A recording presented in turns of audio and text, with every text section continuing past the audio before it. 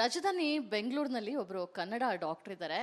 ಇವ್ರನ್ನ ಕನ್ನಡ ಡಾಕ್ಟ್ರು ಯಾಕೆ ಹೇಳ್ತೀವಿ ಅಂತ ಹೇಳಿದ್ರೆ, ಔಷಧದ ಚೀಟಿಯನ್ನ ಕನ್ನಡದಲ್ಲಿ ಬರ್ಕೊಡ್ತಾ ಇದ್ದಾರೆ. ಈ ವಿಚಾರ ಈಗ ಯಾಕೆ ಪ್ರಸ್ತಾಪ ಆಗ್ತಾ ಇದೆ ಅಂತಂದ್ರೆ, ಇತ್ತೀಚೆಗೆ ಕನ್ನಡ ಅಭಿವೃದ್ಧಿ ಪ್ರಾಧಿಕಾರದವರು ಆರೋಗ್ಯ ಇಲಾಖೆಗೆ ಒಂದು ಮನವಿಯನ್ನ ಮಾಡಿಕೊಂಡಿದ್ದಾರೆ. ಇನ್ನು ಮುಂದೆ ಸರ್ಕಾರಿ ವೈದ್ಯರು ತಮ್ಮ ಔಷಧಿ ಚೀಟಿಗಳನ್ನ ಕನ್ನಡದಲ್ಲಿ ಬರ್ಕೊಟ್ರೆ ಕನ್ನಡದ ಬೆಳವಣಿಗೆ ಆಗುತ್ತೆ ಅನ್ನೋ ಒಂದು ವಿಚಾರವನ್ನ ಹೇಳಿದ್ದಾರೆ. ಸೊ ಇದ್ರ ಮಧ್ಯೆ ಈ ಆದೇಶಕ್ಕೂ ಮುಂಚೆ ಅಥವಾ ಈ ಮನವಿಗೂ ಮುಂಚೆನೆ ಕಳೆದ 3 ತಿಂಗಳಿಂದ ಈ ಬೇಗೂರು ರಸ್ತೆಯಲ್ಲಿರುವಂತಹ ಈ ಕನ್ನಡದ ಡಾಕ್ಟ್ರು ಕನ್ನಡದಲ್ಲೇ ಚೀಟಿಯನ್ನ ಬರ್ಕೊಡ್ತಾ ಇದ್ದಾರೆ. ಅವರು ಡಾಕ್ಟರ್ ಹರಿಪ್ರಸಾದ್ ಅಂತ ಹೇಳಿ ಮಾತಾಡ್ಸ್ಕೊಂಡು ಹೋಗೋಣ. ನಮ್ಮ ಜೊತೆ ಇದ್ದಾರೆ. ಸರ್, ಕನ್ನಡ ಭಾಷೆ ಉಳುವಾಗಬೇಕು, ಬೆಳೆಸಬೇಕು, ಉಳಿಸ್ಬೇಕು ಅಂತೆಲ್ಲ ಮಾತಾಡ್ತೀವಿ.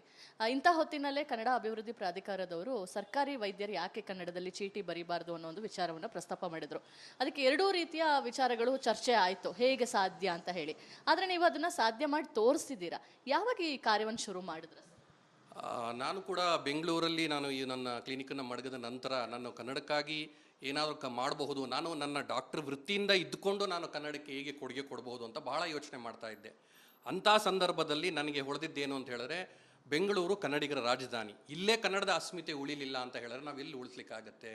ಸೊ ಬೆಂಗಳೂರು ಕನ್ನಡಿಗರದ್ದು ಅಥವಾ ಕನ್ನಡಿಗರ ಅಸ್ಮಿತೆಯ ಮೂಲ ಅಂತ ಹೇಳಿ ಒಂದು ಮನಸ್ಸಿಗೆ ಬಂದ ಕಾರಣ, ಬೆಂಗಳೂರಿನಲ್ಲಿ ಕನ್ನಡ ಉಳಿವಿಗಾಗಿ ಏನಾದರೂ ಮಾಡಬೇಕು ಅಂತ ನನ್ನ ಮನಸ್ಸಿಗೆ ಬಂತು. ಹಾಗಾಗಿ ನಾನು ಈ ಥರ ಡಾಕ್ಟರ್ ಆಗಿರೋದ್ರಿಂದ ನನ್ನ ಮೂಲಕ ಏನು ಮಾಡ್ಬೋದು ಅಂದಾಗ ನಂಗೆ ತೋಚಿದ್ದು ಇದೊಂದು ದಾರಿ.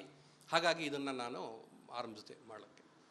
ಸರ್, ಔಷಧಿಯ ಚೀಟಿಯನ್ನು ಕನ್ನಡದಲ್ಲಿ ಬರ್ಕೊಡೋದು ಸಾಧ್ಯನಾ? ಯಾಕಂದರೆ ಅದು ಮೆಡಿಕಲ್ ಶಾಪಿಗೆ ಹೋಗುತ್ತೆ, ಅಲ್ಲಿ ಅರ್ಥ ಆಗುತ್ತೆ. ಆ್ಯಂಡ್ ಒಂದು ವಿಚಾರ ಇದೆ, ಡಾಕ್ಟ್ರು ಬರೆಯುವಂಥದ್ದು ಗೊತ್ತೇ ಆಗೋದಿಲ್ಲ, ಇನ್ನು ಕನ್ನಡದಲ್ಲಿ ಬರೆದ್ರೆ ಅದು ಹೇಗೆ ಸಾಧ್ಯ ಅಂತ ಹೇಳಿ. ಈ ಥರದ್ದು ಏನಾದರೂ ಉದಾಹರಣೆಗಳು ನಿಮ್ಮ ಮುಂದೆ ಬಂದಿದೆಯಾ? ಅಲ್ಲ, ಹೌದು, ಕರೆಕ್ಟು.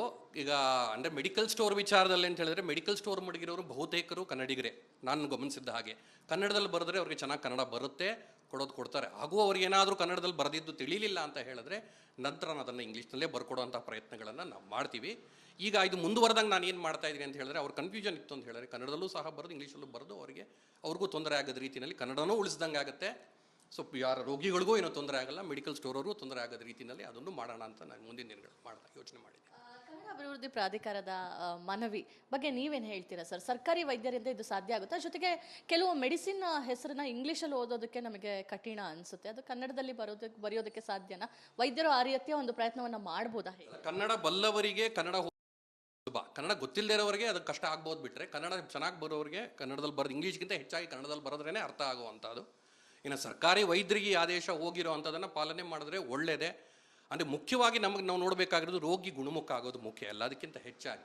ಸೊ ಹಾಗಾಗಿ ಕನ್ನಡದಲ್ಲಿ ಅರ್ಥ ಆಗೋರಿಗೆ ಕನ್ನಡದಲ್ಲೇ ಕೊಡಬಹುದು, ಕನ್ನಡ ನನಗೆ ಅರ್ಥ ಆಗಲ್ಲ ಅನ್ನೋ ಸಂದರ್ಭದಲ್ಲಿ ಅವರಿಗೆ ಇಂಗ್ಲೀಷಲ್ಲಿ ಬರ್ಕೊಡಬಹುದು. ಇದನ್ನು ನಾವು ಕರ್ನಾಟಕದಲ್ಲಿ ಅಡಾಪ್ಟ್ ಮಾಡಿಕೊಂಡ್ರೆ ಪಾಲಿಸಿ ತುಂಬ ಒಳ್ಳೆಯದು. ಇಲ್ಲಿರುವಂತಹ ಮೆಡಿಕಲ್ ಶಾಪ್ನಲ್ಲಿ ಫಸ್ಟ್ ನೀವು ಬರ್ಕೊಟ್ಟಾಗ ಏನಂತ ಪ್ರತಿಕ್ರಿಯೆಗಳು ಬಂತು ಸರ್? ಜೊತೆಗೆ ರೋಗಿಗಳಿಗೆ ಏನಂತ ಹೇಳ್ತೀವಿ? ಗೊತ್ತಿರೋರೇ ಇರೋದ್ರಿಂದ ಒಂದಿಬ್ಬರು ಮೆಡಿಕಲ್ ಸ್ಟೋರ್ ಗೊತ್ತಿರೋದ್ರಿಂದ ಅವರು ಚೆನ್ನಾಗಿ ಕನ್ನಡ ಗೊತ್ತಿರೋದ್ರಿಂದ ಕನ್ನಡದಲ್ಲೇ ಕೊಟ್ಟರು. ನಾನು ಏನು ಬರ್ಕೊಟ್ಟಿದ್ದೀನೋ ಅದನ್ನೇ ಕೊಟ್ಟಿದ್ದಾರೆ. ಕೆಲವರು ರೋಗಿಗಳಿಗೆ ನನಗೆ ಗೊತ್ತಾಗಲ್ಲ ಸರ್ ಅಂತ ಹೇಳಿದಾಗ ನಾನು ಅವ್ರಿಗೆ ಇಂಗ್ಲೀಷಲ್ಲೇ ಬರ್ಕೊಟ್ಟಿದ್ದೀನಿ, ಇಲ್ಲ ಅಂತಲ್ಲ. ಕನ್ನಡದಲ್ಲೇ ಮೊದಲು ನಾನು ರೋಗಿಗಳಿಗೆ ಕೇಳ್ತೀನಿ, ನಿಮಗೆ ಕನ್ನಡ ಗೊತ್ತಾಗುತ್ತಾ, ಕನ್ನಡದಲ್ಲಿ ಬರ್ಕೊಟ್ರೆ ಅನುಕೂಲ ಆಗುತ್ತಾ ಅಂತ ಕೇಳ್ತೀನಿ. ಹೌದು ಸರ್ ಆಗುತ್ತೆ ಅಂದರೆ ಅವ್ರಿಗೆ ಕನ್ನಡದಲ್ಲೇ ಬರ್ಕೊಡ್ತೀನಿ. ಇಲ್ಲ ಸರ್ ನಮ್ಗೆ ಆಗೋಲ್ಲ, ನಮಗೆ ಇಂಗ್ಲೀಷ್ನಲ್ಲೇ ಬೇಕಾಗುತ್ತೆ ಅಂದಾಗ ಅವ್ರು ಇಂಗ್ಲೀಷ್ ಬರ್ಕೊಡ್ತೀನಿ. ಸರ್, ಕಡೆಯದಾಗಿ ಕನ್ನಡದ ಭಾಷೆಯ ಪರಿಸ್ಥಿತಿ ಇವಾಗ ಯಾವ ರೀತಿ ಇದೆ ಸರ್? ಹೇಗೆ ನೋಡ್ತೀರಾ ಈ ವಿಚಾರವನ್ನು? ಅದನ್ನು ಎಲ್ರಿಗೂ ತಿಳಿದಿದೆ, ಬೆಂಗಳೂರು ರಾಜಧಾನಿನಲ್ಲಿ ಯಾವ ರೀತಿ ಪರಿಸ್ಥಿತಿ ಅಂತ ತಿಳಿದಿದೆ. ಇಂಥ ವಿಚಾರಗಳಿಂದನೇ ನಾವು ಪ್ರೇರಿತರಾಗಿಯೇ ನಾವು ಇದನ್ನು ಮಾಡ್ತಾ ಇರುವಂಥದ್ದು. ಹಾಗಾಗಿ ಕನ್ನಡದ ಪರಿಸ್ಥಿತಿ ಇನ್ನೂ ಗಟ್ಟಿಗೊಳ್ಬೇಕು. ಬೆಂಗಳೂರು ಅಂತ ನಗರದಲ್ಲಿ ವಿಶೇಷವಾಗಿ ಇತ್ತೀಚೆಗೆ ಆಗ್ತಿರೋ ವಲಸೆ ಇವೆಲ್ಲ ನೋಡಿದಾಗ ಈ ಕೆಲವೊಂದು ಭಾಷಾ ಹೇರಿಕೆ ಅಂತೆಲ್ಲ ಬರ್ತಾ ಇದೆ ಮಾತುಕತೆ. ಇಂಥ ಸಂದರ್ಭಗಳಲ್ಲಿ ಬೆಂಗಳೂರಿನಲ್ಲೇ ನಾವು ಹೆಚ್ಚು ಕನ್ನಡನ ಗಟ್ಟಿಗೊಳಿಸಬೇಕು ಅನ್ನೋದು ನನ್ನ ಅಭಿಪ್ರಾಯ.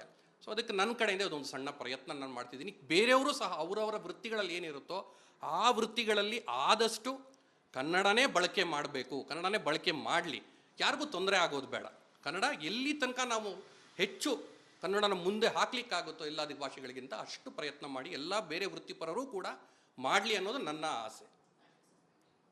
ಇವಿಷ್ಟು ಡಾಕ್ಟರ್ ಹರಿಪ್ರಸಾದ್ ಅವರ ಮಾತು. ಅಂದರೆ ಪ್ರಮುಖವಾಗಿ ತಮ್ಮ ವೃತ್ತಿಗಳಲ್ಲಿ ಕನ್ನಡವನ್ನು ಉಳಿಸಿ ಬೆಳೆಸುವಂತಹ ಕೆಲಸವನ್ನು ಕನ್ನಡಿಗರೇ ಮಾಡಬೇಕು. ಆಗಷ್ಟೇ ಕನ್ನಡ ಭಾಷೆಯ ಉಳಿಲಿಕ್ಕೆ ಸಾಧ್ಯ, ಬೆಳೆಸೋದಕ್ಕೂ ಸಾಧ್ಯ ಅನ್ನೋ ಒಂದು ವಿಚಾರವನ್ನು ಕೂಡ ಹಂಚಿಕೊಂಡಿರುವಂಥದ್ದು. ಕ್ಯಾಮ್ರಾ ಪರ್ಸನ್ ಮಹೇಶ್ ಬಿಡದಿ ಜೊತೆ ದೀಪ್ತಿ ತೋಳ್ಪಡಿ, ರಿಪಬ್ಲಿಕ್ ಕನ್ನಡ, ಬೆಂಗಳೂರು. ನಾನು ಮೂಲತಃ ಮೈಸೂರವನು. ಬೆಂಗಳೂರಿಗೆ ಬಂದು ಇವಾಗಲೇ ನಾನು 20 ವರ್ಷ ಆಗಿದೆ. ಸೊ ಅವಾಗಿಂದ ಆಯ್ತು. ಕನ್ನಡ ಭಾಷೆ ಮೇಲೆ ಎಷ್ಟು ಪ್ರೀತಿ ಸರ್? ಅದಂತ ಎಷ್ಟು ಪ್ರೀತಿ ಇದೆ ಅಂತ ಹೇಳೋದಲ್ಲ. ನನ್ನ ಕನ್ನಡನೇ ಜೀವನ.